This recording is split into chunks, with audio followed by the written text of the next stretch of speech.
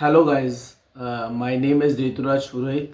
As you know, मेरा नाम ऋतुराज है। और मैं एक ही बात बोलता हूँ कि हार कभी नहीं माननी चाहिए ज़िंदगी में। इंसान गिरता है, उठता है, वापस गिरता है, फिर उठता है, लेकिन एक हार आ जाती है कि जब वो फ्रस्ट्रेटेड हो जाता है कि बार बार गिर रहा है। तो उस कंडीशन के अंदर हम लोगों को इस तरह से आगे बढ़ना है कि हमें गिरना नहीं है। जो होती है ना कि हिम्मत नहीं हारनी है, वो हिम्मत हमें बिल्कुल भी नहीं हारनी है।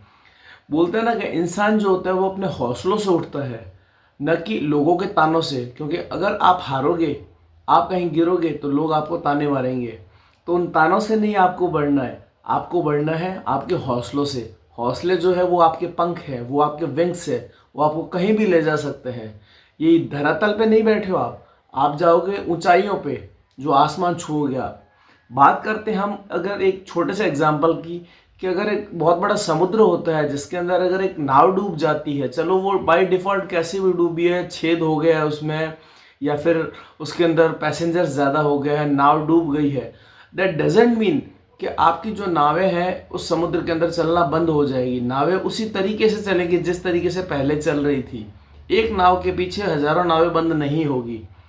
अब अगर हम बात करते हैं यहाँ पे नेगेटिव और पॉजिटिव की, तो नेगेटिव पॉजिटिव में आपको बहुत पुरानी बात लेके जाता हूँ जो चाणक्य के टाइम की है। शायद मेरे ख्याल से बहुत ही ज़्यादा पुरानी होगी ये, 2005 साल मेरे ख्याल से हो गया होगा। हिस्ट्री मैंने अभी एक बार देखी नहीं है।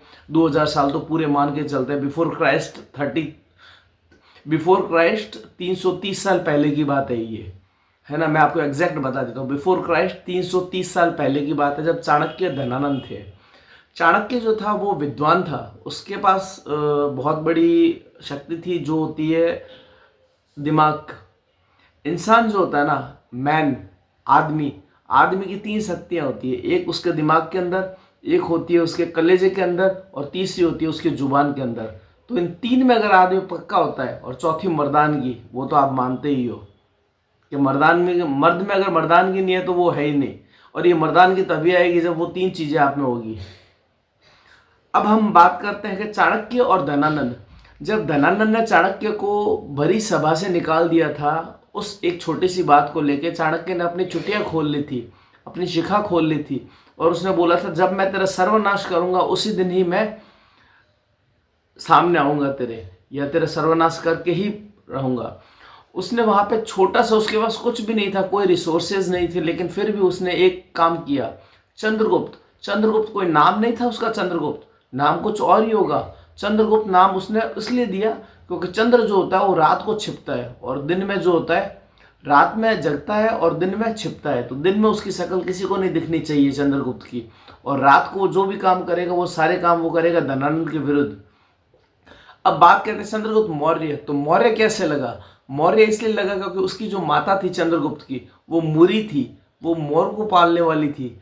तो वो मूरी से मौर्य लगा दिया, तो चंद्रगुप्त मौर्य नाम बन गया। और वो एक चंद्रगुप्त मौर्य एक ऐसा आदमी बना, ऐसा व्यक्तित्व बना, जो मेरे ख्याल से इतिहास में it doesn't need any kind of introduction, it doesn't need any kind of आपको कुछ बताना पड़े चंद्रगुप्त मौर्य कौन है। तो उसको तैयार करने वाला सिर्फ एक ही आदमी था, वो था चाणक्य, जिसके पास कुछ भी नहीं था, सिर्फ एक ज्ञान था।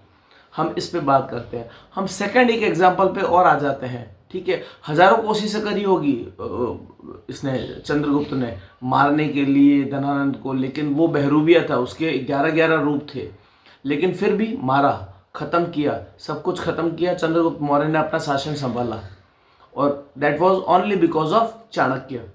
हम दूसरी बात करते हैं स्वामी विवेकानंद जी की। स्वामी विवेकानंद जी जो थे वो बहुत ही एक बोलते हैं ना, नॉर्मल फैमिली से बिलोंग करते थे, क्योंकि उनके जो पिताजी थे वो एडवोकेट थे, हायर एडवोकेट थे, बहुत अच्छे एडवोकेट थे वो। और दैट टू उनकी जो मदर थी वो बहुत ही आध्यात्मिक स्पिरिचुअल थी। तो वो अपने पिताजी की लाइन में नहीं जाके अपने माताजी की लाइन में चले गए स्पिरिचुअलिटी में। और उन्होंने अपना जो उनका शेर का मुख होता है ना, उस तरह का उनका मुख हुआ करता था, शायद अगर कभी आपने उनकी फोटो देखी हो तो ये बहुत ही था कि उनका शेर का आकार का चेहरा था, आंखें बड़ी बड़ी उनकी, उनके चेहरे पे रुबाब।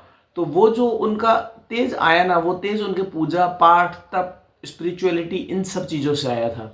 अब ये सब चीज़ें अगर उनमें आ गई है तो उनकी डेथ जल्दी हो गई थी, यानी बिफोर 40 ही डाइड। अब वो हम कुछ नहीं कह सकते इस चीज़ के लिए, लेकिन आज अगर हम बात करते हैं स्वामी विवेकानंद, तो 40 साल से पहले अगर किसी की डेथ हो जानी और आज भी वर्षों बाद भी उनको याद रखना मैटर्स। हार नहीं माननी चाहिए, राइट। हम अगर बात करते हैं शिवाजी राजे, शिवाजी राजे की बात करते हैं तो शिवाजी राजे जो था, छत्रपति शिवाजी, तो उन्होंने कभी भी एक चीज़ पे नहीं सोचा कि भाई मैं इस गद्दी पे शासन करूँगा महाराष्ट्र पे, है ना। उन्होंने एक लाइन दे दी थी जो था स्वराज।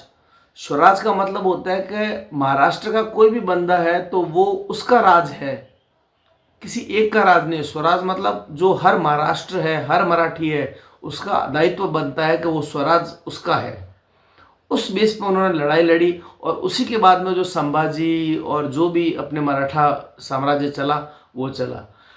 आज मैं महाराणा प्रताप की भी अगर बात करता हूँ तो महाराणा प्रताप राजस्थान के बहुत बड़े लेजेंड रहे हैं और उनकी भी एज मेरे ख्याल से 57 ईयर्स में हो गई थी, बहुत ही जल्दी एज में हो गई थी, है ना। क्योंकि उनके साथ बहुत ज़्यादा प्रॉब्लम्स क्रिएट हुई थी उदय सिंह जी को लेके। उदय सिंह जी की 3 महारानियाँ थी और फिर उसके बाद में अकबर जो था वो पूरा ही प्रभावी था, लेकिन उसके सामने नहीं आ पाया अकबर। मुग़ल थे, मुग़लों को कुछ मिला नहीं था वहाँ पे। लेकिन हाँ, एक बात मैं आपको बताना चाहूँगा कि राजपूताना जो है, यानी राजस्थान जिसको हम बोलते हैं, तो राजस्थान में कभी मुग़लों का साम्राज्य स्थापित नहीं किया गया था। And that was only hero which was Maharana Pratap. Before that, Maharana Sanga was there, Maharana Kumbha was there, but Maharana Pratap जिन्होंने लेगेसी को कायम किया, दैट वाज द रियल। तो अब मैं आपसे बात करता हूँ एपीजे अब्दुल कलाम की, जिन्होंने तो शादी ही नहीं की और एज भी बहुत ज़्यादा लेके गए हैं, है ना। तो एपीजे अब्दुल कलाम सर जो थे वो बहुत ही टैलेंटेड और बहुत ही जुडिशियस आदमी थे, जो अपना डिसीजन बहुत ही अच्छे तरीके से लेते थे। और सबसे बड़ी बात जो उनकी थी वो ये थी, 1999 का जब युद्ध हुआ था तो उन्होंने एक ही बात कही थी कारगिल के अंदर, जबकि उनके पास इतनी पावर नहीं थी एक्चुअल देखा जाए तो, क्योंकि वो बहुत एज्ड आ गए थे। तो अटल बिहारी वाजपेयी ने एक ही बात बोली थी कि चाहे सर कट जाए लेकिन सर झुकना नहीं चाहिए, हमें कारगिल युद्ध जीतना है, मतलब जीतना है।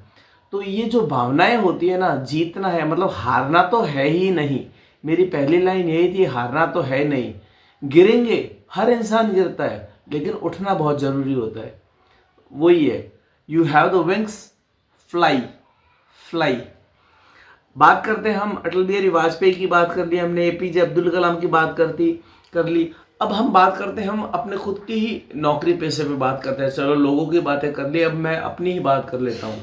चलो यार, आप लोगों के फैमिली में प्रॉब्लम्स होगी, शायद हो सकता है नौकरी को लेके प्रॉब्लम्स हो, या हो सकता है पढ़ाई को लेके प्रॉब्लम्स हो, या फैमिली के कुछ डिस्प्यूट चल रहे हो। लेकिन मैं आपको सिर्फ एक ही बात बोलूँगा कि इसके लिए आपको कभी भी डिस्टर्ब नहीं होना है। आपकी लाइफ को चैनलाइज रखना है और तरीके से जीना है आपको, ठीक है। क्योंकि एक बहुत ही बड़ा सेंटेंस है, बहुत ही बड़ा नहीं, बहुत छोटा सा सेंटेंस है, change is the nature of nature. मतलब परिवर्तन का जो नियम है, प्रकृति ही परिवर्तन का नियम है। जब प्रकृति अपने आप चेंज होगी तो परिवर्तन अपने आप आ जाएगा।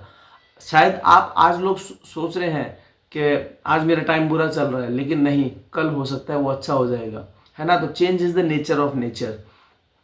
अब टिल माय ग्रेजुएशन अगर मैं अपना बताऊं तो मेरे ख्याल से मोस्टली लोगों को पता है कि मैंने 10th 12th और ग्रेजुएशन, 10th में मेरे कोई ज़्यादा परसेंटेज नहीं बने थे, मैं 65 के करीब ही था।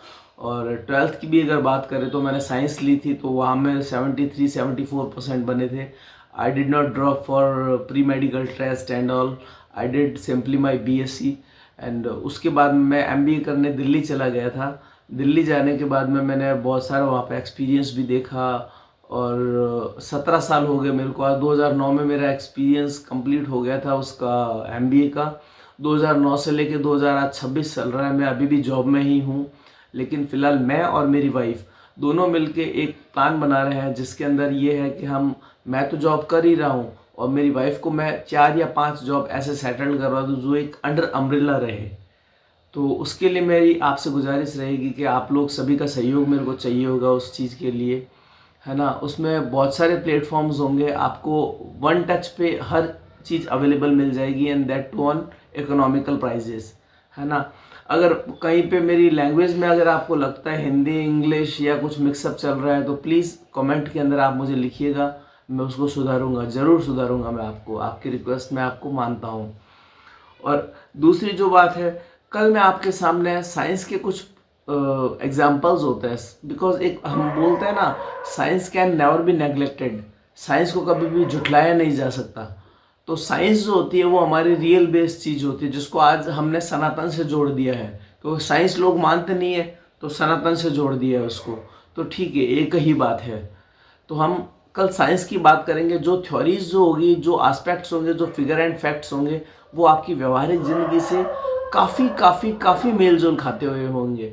तो मैं इसी की शुभकामनाओं के साथ में, और मैं खुद भी बहुत मतलब एक्साइटेड हूँ इन चीज़ों को लेके कि मैंने दोबारा अपना ये चैनल स्टार्ट किया है। तो मैं आपसे रिक्वेस्ट करूँगा कि प्लीज़ काइंडली सब्सक्राइब, लाइक, और हम लोगों का सपोर्ट जो है, मेरी वाइफ का, शिप्रा, तो हम लोग नया बिज़नेस स्टार्ट करेंगे जो शिप्रा ही ऑनर होगी उसकी। मैं जॉब में हूँ और जॉब में ही रहूँगा। 17 साल मेरा कॉर्पोरेट एक्सपीरियंस फील्ड हो गया है, तो अब इससे ज़्यादा मैं कुछ कह नहीं सकता। मिलता हूँ मैं आपसे कल। साइंस या फिर अगर आप कुछ और भी बोलो तो मैं उसके साथ भी आ जाऊँगा, मेरे लिए कोई वो दो राय वाली बात नहीं है। Thank you, thanks a lot for watching me till a long time. और मैं आपका शुक्रिया अदा करना चाहता हूँ तहे दिल से कि आप मुझे सुनते हैं। Thank you so much.